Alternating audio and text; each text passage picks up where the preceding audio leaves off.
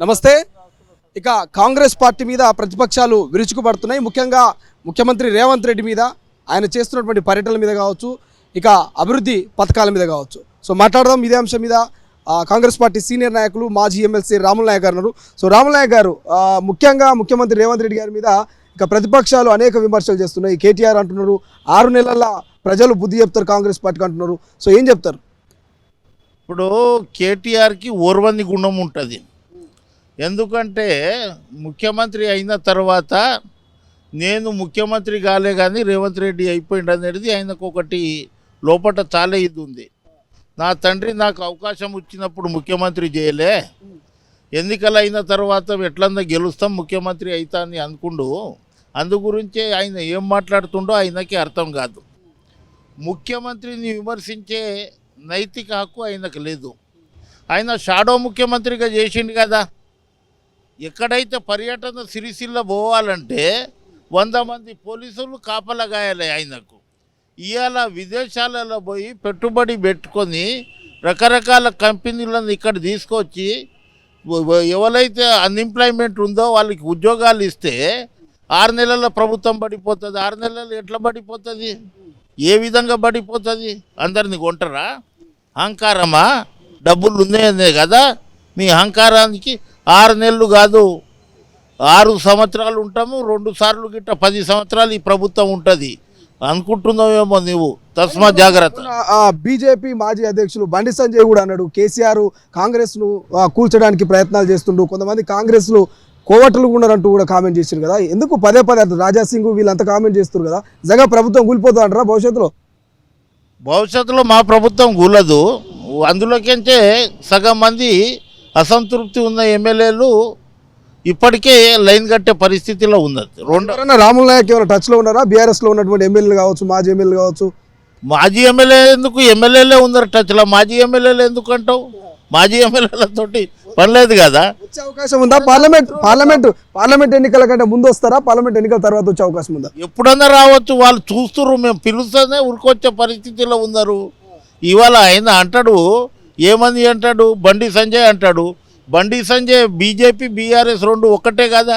2 కలిసి కుట్ర చేస్తున్నాయి ఈడ. ఒకటి కాదు.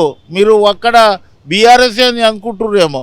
బీఆర్ఎస్ బీజేపీ 2 కలిసి మేము ఇద్దరం కలిసి ఫ్రెండ్లీగా ప్రభుత్వం చేద్దామంటే మెజారిటీ వచ్చేసింది. అందుగురించే మేము ఏం చేయలేకపోయినాం. ఎట్లన్నా ఈ ప్రభుత్వానికి ఇబ్బంది పెట్టాలి, కుట్ర చేయాలి, లేనిపోని రకరకాలుగా ప్రజలను కన్ఫ్యూజ్ చేయాలనే ఉద్దేశంతో 6 నెలల గవర్నమెంట్ పడుతుంది. ఏంది అలావుద్దీన్ దీపం వీళ్ళ దగ్గర ఏముందని గవర్నమెంట్ పడుతుంది అనుకుంటున్నారు.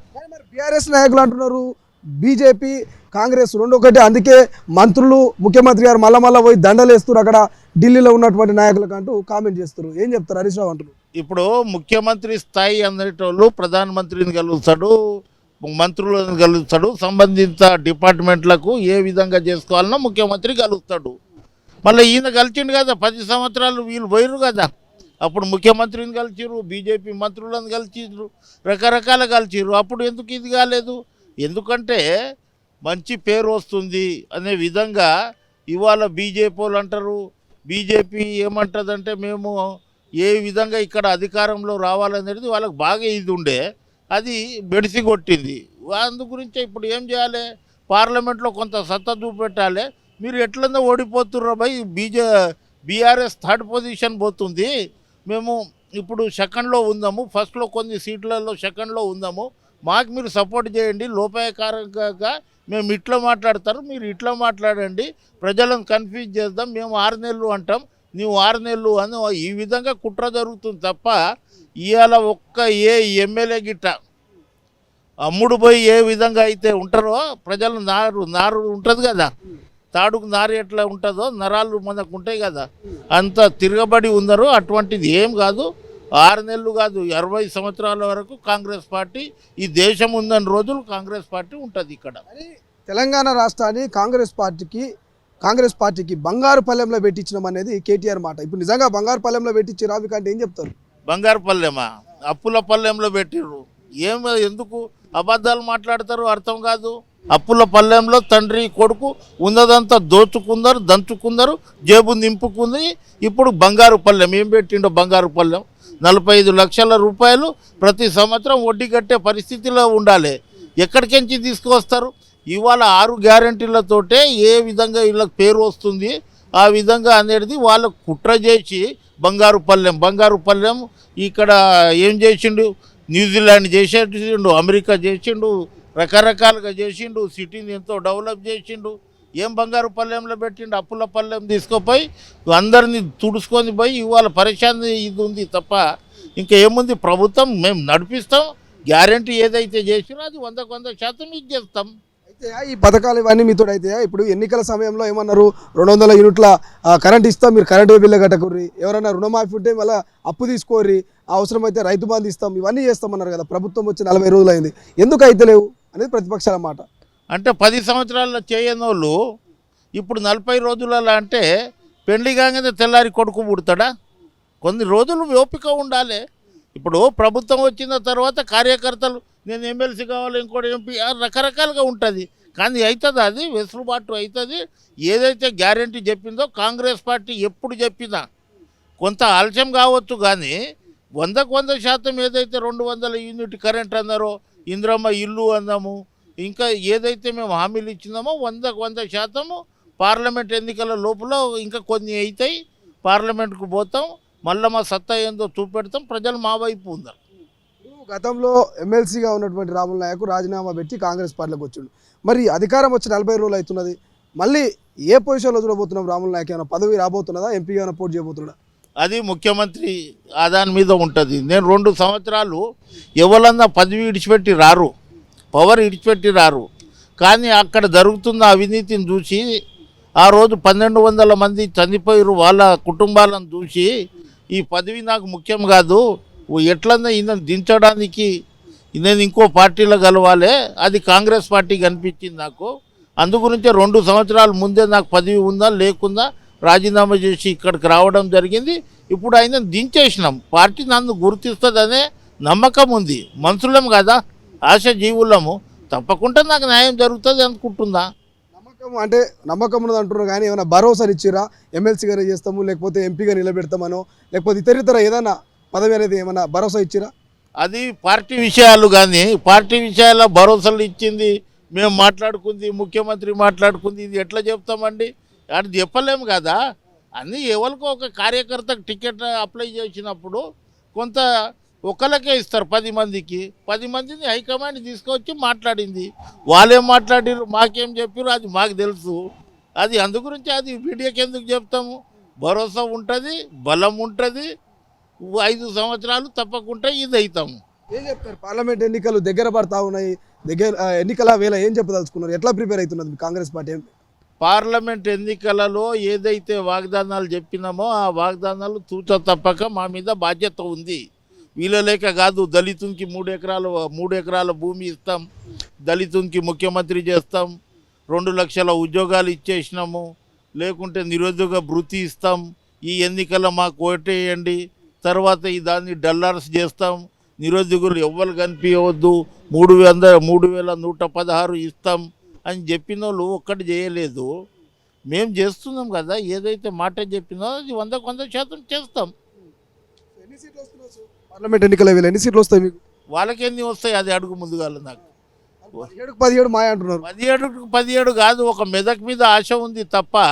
నిన్న మెదక్ పార్లమెంట్ కార్యకర్తల సమావేశం అయింది. 10 సంవత్సరాలు ఎప్పుడన్నా కార్యకర్తలు యాదకు వచ్చిర్రా? వీళ్ళకి ఎవరన్నా గెలిచిర్రా? ఎమ్మెల్యేలనే మంత్రులు గెలవరు, మంత్రులను ముఖ్యమంత్రి గెలవడు. ఇప్పుడు ఎందుకు వచ్చింది? మెదక్ గిట్ట మేమే గెలుస్తాం, హైదరాబాద్లో టఫ్ ఫైట్ ఇస్తాము, 16 సీట్లు మాయి, వాళ్ళవి కాదు. వాళ్ళు 3rd పొజిషన్లో పోతారు, వాళ్ళేమో 1st పొజిషన్ అనుకుంటారు. 3rd పొజిషన్లో వాళ్ళు పోతారు, 1st పొజిషన్లో మేము ఉంటాము. మీరు చూస్తూ ఉండండి. కేటీఆర్ అహంకారం పోవాలి అంటే, కేటీఆర్కి అవినీతి పోవాలంటే, మా అక్క 20 లక్షల వాచ్ కాదు, 10-15 లక్షల డైమండ్లు ఉన్నాయి ఆమె దగ్గర.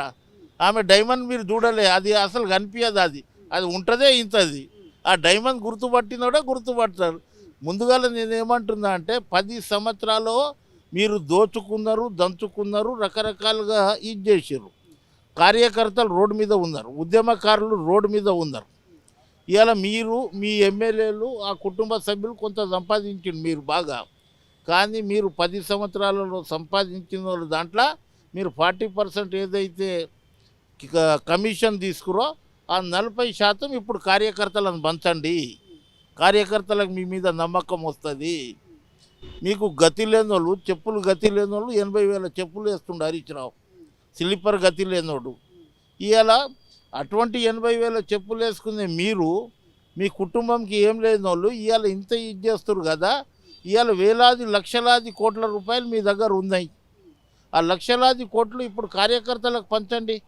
17 పార్లమెంట్లో అవును బాబు నువ్వు చేసినావు పని, మేము నీకు ఏం చేయలేకపోయినాం. ఎక్కడన్నా గవర్నమెంట్ వస్తే కొంత ఆశ పెరుగుతుంది. 14 సంవత్సరాలు మేము వనవాస కాలంలో ఉన్నాం. 14 సంవత్సరాలు తర్వాత గవర్నమెంట్ వచ్చింది. గవర్నమెంట్ వచ్చిన తర్వాత కొంత ఆశ ఉంటుంది కదా. మంత్రులు మా వాళ్ళు అయినారు, ముఖ్యమంత్రిని గెలవచ్చు, ఆర్థికంగా కొంత బాగుపడవచ్చు కానీ ఉంటుంది కదా. ఆ 10 సంవత్సరాల గిట్ట ఆ కార్యకర్తలను నరకం చూపెట్టిర్రు. ఎవరన్నా ఇప్పుడు మా గణేష్ రెడ్డి ఉన్నాడు ఈడ జడ్పీటీసీ, కలవాలంటే ఎవరిని కలవాల్సిన పరిస్థితి ఉండదు ఆడ. మీ ముఖ్యమంత్రి కలుస్తున్నాడా కార్యకర్తల్ని, నాయకుల్ని అందరినీ కలుస్తున్నారా మీ ముఖ్యమంత్రి గారు? అరే మా దగ్గర ప్రజా దర్బార్ నడుస్తుంది, మీరు చూస్తూనే ఉన్నారు. ప్రజా దర్బార్కి మీరు పోతూనే ఉన్నారు. మా ముఖ్యమంత్రి దగ్గర బ్రహ్మాండంగా రోజు ఒక 100 మంది కలుస్తారు. ఇవాళ సెక్రటరియట్లో ఎవరన్నా పోతుండేనా? ఇవాళ దసరా, దీపావళి, సంక్రాంతి లేక ప్రతి ఛాంబర్లో మంత్రుల దగ్గర జనాలు ఉన్నారు. ఇవాళ ఈ విధంగా ఉంది. మా ముఖ్యమంత్రి కలవడా? మా ముఖ్యమంత్రి పబ్లిక్లో మంచి, పబ్లిక్ని కలుస్తాడు. వీళ్ళు పబ్లిక్లో చూసి భయపడేటోళ్ళు. మీ తెలంగాణ భవన్ ఏదైతున్నదో పార్టీ ఆఫీస్ ఉన్నది, దాని మీద మీరు కొంత కేసు అవన్నీ మూవ్ అప్ చేసారు. అది ఎక్కడి దాకా వచ్చింది ఆ ఇష్యూ? ఇప్పుడు నేను మాట్లాడింది అది కోర్టులో ఉంది. రేపో ఎల్లుండి వస్తుంది, అది అప్పుడు మాట్లాడతా దాని మీద. ఇది మొత్తం మీద రాములు నాయక్ గారు అయితే పార్టీ కోసం కష్టపడే వాళ్ళకు ఖచ్చితంగా న్యాయం జరుగుతుంది. భవిష్యత్తులో నాకు ముఖ్యమంత్రి గారు వీళ్ళందరూ కూడా చూస్తారు, పార్టీ కోసం కష్టపడతారు. భవిష్యత్తులో మంచి పదవి అయితే రాబోతున్నట్టు కూడా రాములు నాయక్ చెప్తున్నారు. సో చూద్దాం, పార్లమెంట్ ఎన్నికల వేళ రాజకీయాలు అయితే రసవరతంగా మారుతూ ఉన్నాయి. సో ఏం జరగబోతుంది, ఎవరు ఢిల్లీలో చక్రం తిప్పబోతున్నారు అనే దానికి మరికొద్ది రోజులు అయితే ఆగాల్సిందే. కెమెరా పర్సన్ అజయ్తో శ్రీశైలం, తొలి వెలుగు, హైదరాబాద్.